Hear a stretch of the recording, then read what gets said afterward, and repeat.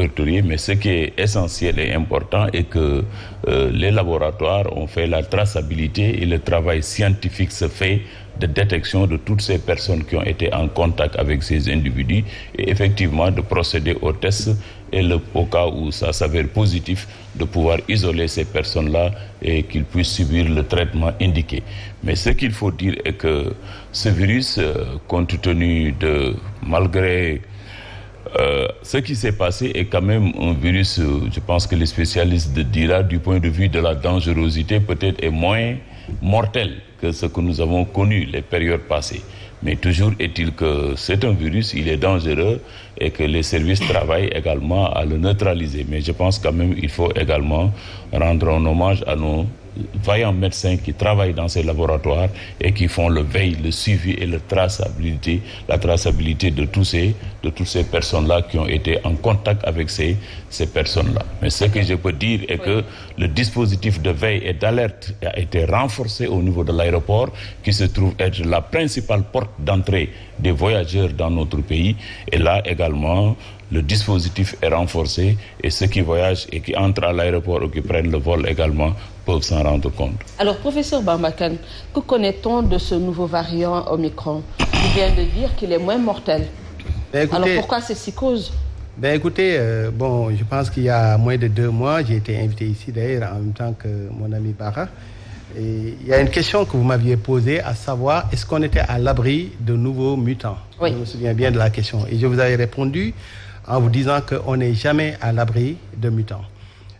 Personnellement, peut-être que je suis un cas à part.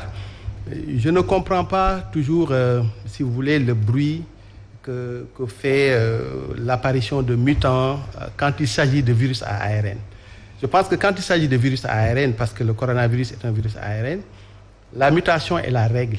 C'est l'exception qui fait qu'il n'y a pas de mutant. Donc moi, personnellement, je ne suis jamais surpris, outre mesure, par l'apparition de ce genre de mutants. Et je vous expliquais d'ailleurs à l'occasion que, heureusement qu'il y ait des mutants, parce que toutes les grandes épidémies virales se terminent avec l'apparition de mutants qui sont moins pathogènes. Parce que naturellement, les virus, en se photocopiant, vont faire des erreurs et donner des mutants qui Quand sont... vous dites que c'est moins pathogène, qu'est-ce que vous voulez dire par là, pour les gens qui nous écoutent, pour notre compréhension? Absolument. Ça veut dire que, vous savez, un virus se multiplie. Oui. Un virus se photocopie et donne des petits qui lui sont identiques. Et en se photocopiant, il arrive que le virus se trompe et donne des mutants qui sont soit plus féroces, entre guillemets, ou moins féroces. En général, c'est comme cela que se terminent les épidémies virales. À un moment donné, le virus va muter et donner des mutants qui sont tellement faibles du point de vue de leur pouvoir pathogène, de telle sorte que finalement, la maladie va devenir presque asymptomatique ou bien va donner un rhume de rien du tout. C'est comme ça que les choses se passent. En ce qui concerne ce nouveau variant, aujourd'hui, on sait que potentiellement, c'est un variant qui va être beaucoup plus contagieux peut-être, mais il n'est pas prouvé à l'heure actuelle que son pouvoir pathogène sera beaucoup plus important que le pouvoir pathogène, par exemple, de Delta. Et je dois d'ailleurs dire, je l'ai dit tout à l'heure sur les ondes de Zik FM, je disais que j'ai condamné dès le départ l'ostracisme et l'isolement dont l'Afrique du Sud a fait l'objet. Parce qu'on dit que c'est un virus qui est apparu en Afrique du Sud. Non, on l'a découvert en Afrique du Sud. On ne peut pas dire que c'est apparu en Afrique du Sud.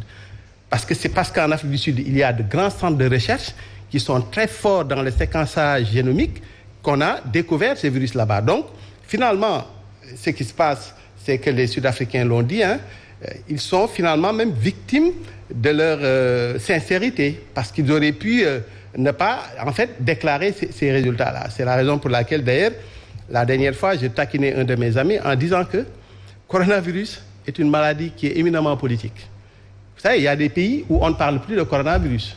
Il y a des pays qui sont tellement sincères. Au Sénégal, on donne les chiffres, etc. En Afrique du Sud, quand ils découvrent un nouveau variant, ils donnent ses résultats.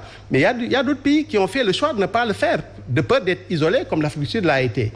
Donc, pour revenir à votre question, oui.